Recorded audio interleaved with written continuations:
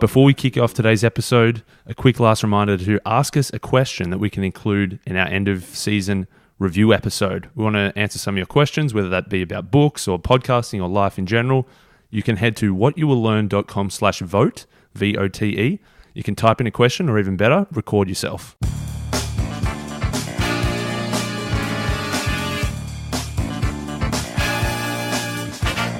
Welcome back to What You Will Learn. My name is Adam Ashton. And my name is Adam Jones. Today we are reviewing The Obstacle is the Way by Ryan Holiday. Very nice. Mate, this is a bit of a Stoic philosophy book without ever actually mentioning it. He's just taken thousands of years of Stoic wisdom and repackaged it into a pretty simple, pretty digestible little book. Very, very simple book. It's in the area of, I'd say, inspiration and motivation. It gives you a bit of a slap up the arse to get you going. But yeah, it's a great book, so we'll get into it. Basically, he says that, we're all dissatisfied with something.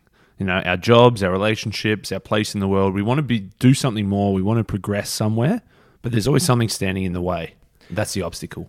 I mean, everyone listening now has an obstacle of some sorts. For everyone, it might be different. But this thing in front of you, this issue, and it might seem overall negative, but what this book is saying, what if embedded inside this thing that you perceive as a real pain in the ass in your life actually contains certain benefits and benefits that are only for you? Yeah, so that's exactly what this book is about. Most people might see an obstacle and think, oh, this is blocking my way, and then try to avoid that obstacle. But he's saying rather than viewing the obstacle as bad, instead you need to say, how can I make this good? So rather than just trying to ignore the obstacle or go around the obstacle, he's saying use that obstacle as the way to go through. The obstacle is the way. The obstacle is the way, baby. So whatever we face, right, we're going to have a choice. We can be blocked by these obstacles, or we can actually advance through them and over them and actually be better off because of them. So the book is in 3 different parts. Part 1 is perception. Part 2 is taking action. And part 3 is all about the will. He starts it off with a story about Thomas Edison. This is back, 120 years ago or something. And it was 5:30 in the evening. There was a big explosion in town, and a messenger came to Edison's house, and he said, big old Tommy, there's 10 buildings on fire. This is half your laboratory. It's on fire. Come help us. We got 8 crews of firefighters down there trying to put it out. And obviously there was a hell of a lot of stuff in Edison's factory, millions and millions and millions of dollars worth of stock, countless original ideas and inventions that he had. But Edison just calmly walked into town and just watched the fire.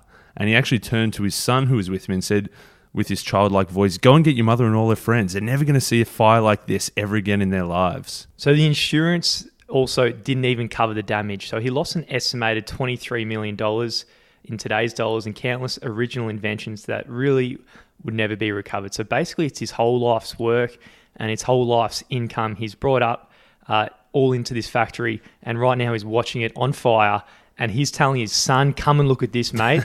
There's an exciting fire going on. Apparently, because there was some chemical stuff in there. There's some sick green and purple flames. Purple flames, fireworks blowing out everywhere. So it would have been a sick fire. Yeah. But, most people wouldn't look at the green, sick firework flames.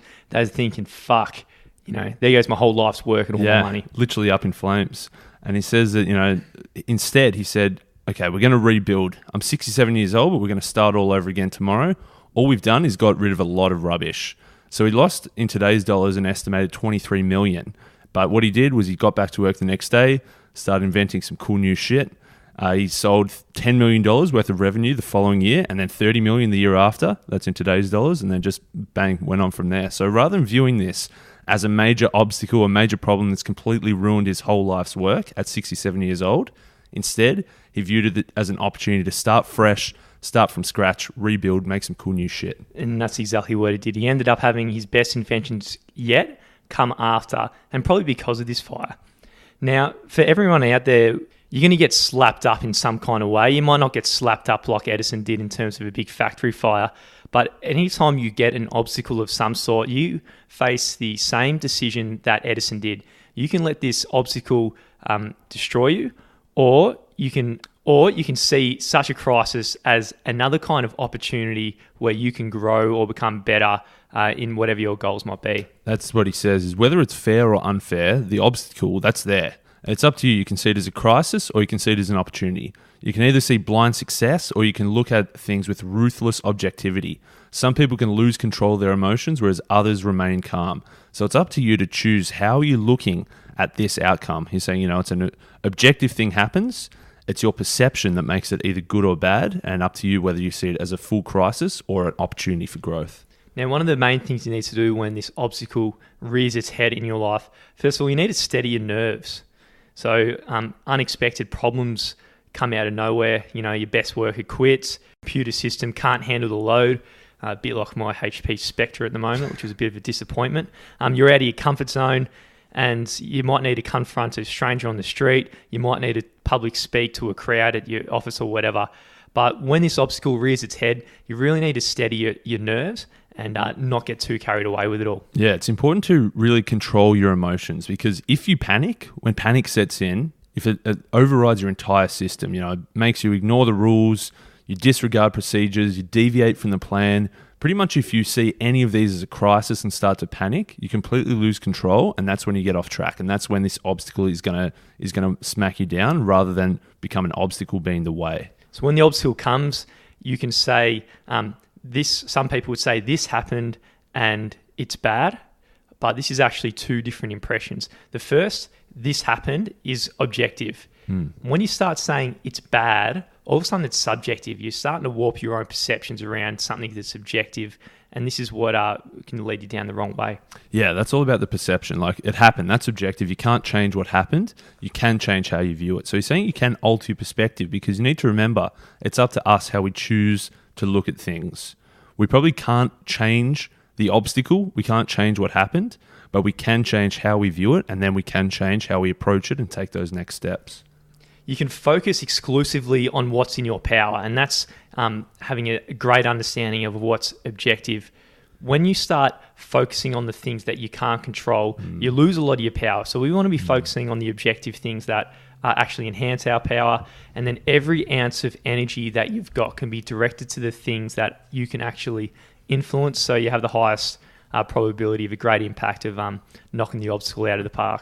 I think there was a quote from Sheryl Sandberg's Lean In. She said, the quickest way to give up power is to think that you don't have any.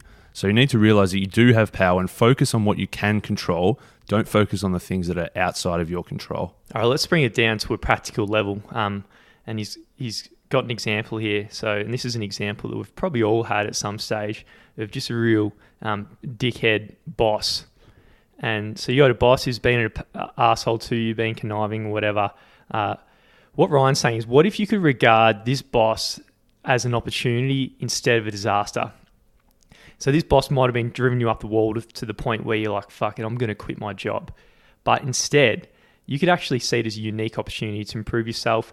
You can actually prepare yourself for the new job, but at the same time, you can start trialing new styles of communication, standing up and being assertive against your boss, all with a perfect safety net, understanding that you're going to quit anyway. So you might as well take this as an opportunity to try risky shit that you wouldn't have tried otherwise. Exactly. Two very different ways to look at the same objective situation. If you were just looking at this guy's a dick, this lady's a dick, that's outside of your control. You can't change that. Whereas if you can focus on what you can control, you can focus on, trying a brand new project or trying a new style of communication or standing up for yourself or whatever it is. That's using the obstacle, getting through it. You're going to be better next time rather than just giving up. And in shifting the perception, the obstacle can put yourself in a position that we're actually better than the starting point.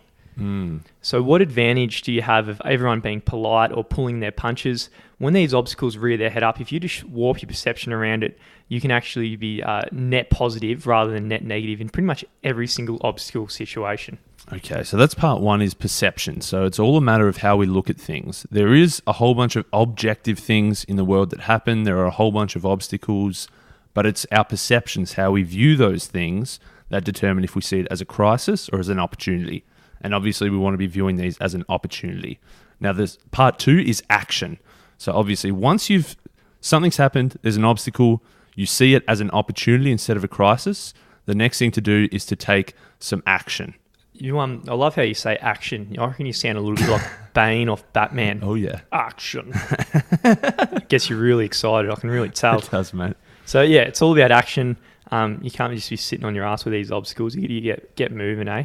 So the first step is, you got to take the bat off the shoulder and give it a big swing, which we always this analogy always creeps its way into the podcast. So the obstacle is going to be scary in some way, so you need to get up and swing at it. If you want to go anywhere, you obviously need to start, and that's the most important thing, is taking that first step, taking that first swing. And so obviously the first thing we do is perceptions. We've seen it as an opportunity. Now, we're not going to try and avoid this obstacle. We're going to go through this obstacle, and we're going to use this obstacle as a way of getting to the other side, which is the whatever improvement we want. And it means we're going to be better at it means we're going to get better at using these obstacles. We're going to get better at taking action. And then next time the obstacle comes up, we're going to be better again. So that's the important thing, is to take that first step, take that first swing, take some action. Don't be paralyzed by the obstacle. And once you start attacking the obstacle, quitting isn't an option. It cannot even enter your head. Abandoning one path for another might be more promising, because when you start coming up against this obstacle, the route of least resistance is always there for you to choose. But no, you're taking the hard route and going hard at this obstacle. So you get to practice persistence. Exactly. He's saying don't give up. He's saying you can change paths, you can change approaches, but that's very different than giving up. You can give up the approach that you're currently on, but you can't give up trying to take that obstacle. So you need to obviously keep going at that obstacle. You can try something different, but the important thing is to just practice persistence. Keep trying at it, keep chipping away. If something's not working, try something else, but don't give up.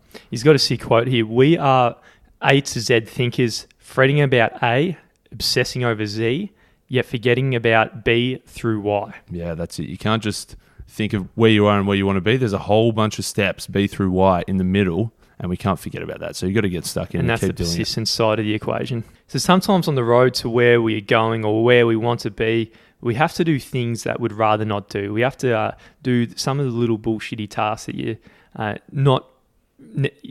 aren't necessarily the highlights, going to be the highlights of your career. Yeah, he talks about how some, presidents who used to be, sewing suits for rich people, and he talks about some university professors that used to be janitors. But he's saying that, if all you're doing, if you think, oh man, I'm too good for this, I should be a president, I should be a university professor, you're really wasting these opportunities that are in front of you right now to practice taking action, to practice persistence, to practice going through those obstacles. So he's saying you can't just dream of this fantasy later in life and, phone it in, take your paycheck, do the bare minimum. He's saying that at every step along the way, you should be trying to do the best you possibly can. Only self-absorbed assholes think they're too good for whatever their current station requires. Bang. So to whatever you face, whatever the job is, when you're going against this obstacle, however small this thing might be, you need to approach it with hard work and honesty and helping everyone else the best way you can. That's a big one, is helping others. He says that if you see whatever you're doing as a burden, you're looking at it the wrong way. There's always going to be something in it for you to learn, to develop, to grow, to get better at. And he says that in anything you do, you've got just 3 little duties. 1 is hard work, 2 is honesty, and 3 is helping others and yourselves along the way. So whatever you're doing, there's always going to be opportunities for you to practice hard work, for you to practice honesty, and to practice helping others. All right, so we've warped our perception around the obstacle. We've started to take some action, whatever the obstacle might be for you. Once you get into it, you need to practice persistence to get through to Z, to get through the obstacle. But at the same time you're doing all this, there's a good chance that none of this is actually going to work in the first place. Yeah, he says that in every situation there's going to be something that blocks your path, and often what that block is going to present opportunities with it. And we're taking action, but we need to realize that sometimes this is not going to work at all. And so whatever we're doing, there's a big chance that it's not going to work. And again, it comes down to perception. So if someone you love hurts you, which might be painful, right now there's going to be a chance to practice forgiveness. And if your business fails, then there is a chance to practice acceptance. And if there is nothing else that you can do for yourself, at least you can try to help others. So no matter what happens, there is an opportunity to see the obstacle as being the way, and you can actually end up better than where you were in the first place. Yeah, he quotes Duke Ellington to say that problems are a chance for us to do our best. So whenever there's a problem in front of you, it's just really an opportunity for you to practice some of these stoic ideas that he's talking about throughout this book. So part 3 is will. He says the discipline of will, and he's got a few things here that you need to do. You need to always prepare ourselves for more difficult times. Always accept that we're unable to change. Always manage our expectations. Always persevere. Always learn to love our fate and what happens to us. Always submit to a greater, larger cause. Always remind ourselves of our own mortality. And of course, prepare to do this all again. Every time you think that you get to the end, you overcome the obstacle, prepare to start this cycle once more because another obstacle is about to come and make its way into your life. That's it, man. It's preparation. So when things are going well, you need to get your shit together and build yourself up so that you're actually really prepared for when things inevitably you're going to shit starts hitting the fan. So you're going to have better luck toughening up yourself than you are trying to take the teeth out of the world, he says. Yeah, if you try to change the world and change what happens and think, oh man, life would be so much easier if there were less obstacles in the world, then you're fighting an unwinnable battle. But if you think, okay, there's obstacles coming, it's up to me to build up myself in order to overcome those, you're onto a winner there. So when things are going well, the path of least resistance is a terrible teacher. I mean, when things are going well, it's quite easy to not choose doing tough things because you're just cruising along, but you can't afford to shy away from the things that intimidate you and keep building yourself up when things are going well. Yeah, I like that quote. I like that, the path of least resistance is a terrible teacher, because what he's saying is if you take the easy way out, if you try to go around the obstacle instead of overcoming the obstacle, you're really learning nothing on the way. Not only are you not overcoming that obstacle, you're also making it the next time an obstacle comes out, you're nowhere near as prepared. Whereas if you can tackle this obstacle now, the next bigger obstacle next time, you're going to be more prepared for. If you take the easy way out, you're a little bitch. That word just seems to creep in despite how hard we try and avoid using that word. So also in this area of preparation, talks about anticipation, which again is it's got deep roots in Stoicism, and it's all about this like pre-mortem thinking negatively. So before you get started, having a crack into this obstacle, whether it might be a new business or anything like that, start thinking about what are the worst things that can happen down this road so you can actually start preparing for some of the worst. So your plan and the way things turn out actually rarely resemble each other. Yeah, if you whatever you're about to take on, if you can imagine the worst possible thing that could happen and you're prepared for that worst thing, that's much better than just assuming that everything is going to go well and then you get a nasty surprise one day. So he talks about in business the idea of, if you're starting a new business or a new product or a new idea, have this pre-mortem. So it's almost like, okay, this idea failed. What were the reasons that this failed? So it's almost like projecting forward and thinking, what's the worst thing that could happen? And then using that worst case scenario to plan contingencies around it. So he's saying that you can't just, think positively and everything's going to work out well. He's saying that you need to think of what's the worst case scenario and prepare for that. And then anything that's not the worst case scenario is a win. So he starts adding a few additional tools in the tool belt to, have a go at these obstacles. He says one thing you can do is go for something much bigger than yourself. So if you've got the goal to help other humans survive and thrive and contribute your little bit to the universe before it swallows you up and you cark it, then because you're doing something bigger than yourself, all of a sudden your ego doesn't matter as much because helping others comes first. So that means you can actually go after bigger obstacles. Yeah, that's right, man. That ego, man. The ego is the enemy. That's for sure. It's another one of his books, isn't it? So that's one. That's one tip in the tool belt. Another one is this idea of meditating on your mortality. Memento mori, remembering that you are mortal. So everyone listening to this is going to die at some point. So he's saying that realizing that you are not immortal, remembering that you are mortal and that you are going to die someday, that's a strong and powerful thing to really build your will and to keep tackling these obstacles. It'll make you see the whole world through a different lens. Say if you've got an obstacle just sitting there, if you just think you're going to live forever, which a lot of people don't, by not meditating on mortality, that's probably the default thinking, then you could probably go years and years and years without tackling this obstacle. I mean, if you think about your mortality, you probably start looking at things through the lens of regret. So you start thinking, what if I live a life not tackling this obstacle, what's that going to look like compared to living a life at the end? I remember I actually hit these obstacles really hard I grew because of them, and I was much better because of them, and I made the world that little bit better because of them. Yeah, he says that everyone's heard the stories of a man or a woman, they nearly die for whatever tragic accident that nearly takes their life, and then they step back and they take stock of their life and they think, and then they emerge a completely different and better person because of having that near-death experience. They've got this new lease on life. But he's saying that's a very rare thing and a pretty dangerous thing to just wait and for that near-death experience before you take stock. He's saying you can do that right now by realizing that you could die at any time. He says that our grip on life really is very light. So if you can recognize now that, at any moment you could just cark it, you could step out on the street and get hit by a bus, that's some serious impetus to do some obstacle shit. That's serious meditation impetus. And now the important thing, he says, is prepare to start again. Whatever happens, as soon as you overcome an obstacle, the next thing is going to slip its way into your stream. He says that there's no end. Whenever you successfully navigate one obstacle, another emerges. So you need to prepare to start again. He says that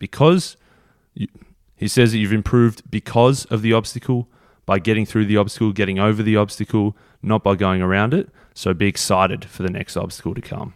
Now, obstacles are going to come in all shapes and forms inevitably throughout your life. You're always going to have obstacles. So there is a huge value, I think, in understanding and changing your perception of how obstacles are, which again will change how you act toward them, and which will really change the results for what you come up in life. So I think this whole philosophy in this book is really valuable if you can actually take it on. I mean, if you really think about it, one road where you just don't do anything because of the obstacle compared to the road where you actually tackle each obstacle and grow because of it, I mean, they lead to two different kind of lives in the long run, don't they? Absolutely, man. The obstacle is the way. So that's the book, eh? That's the book. So that's the book, Obstacle is the Way. If anybody out there wants to buy a copy of this as one of their Christmas presents, we definitely recommend that. If you're going to do something like that, go ahead and use our link. We get a 5% cut in it. It's through Book Depository, so you're not going to find a cheaper price anyway with free delivery and so forth. So we'll appreciate that. And the link is in the show notes, so go ahead and click it.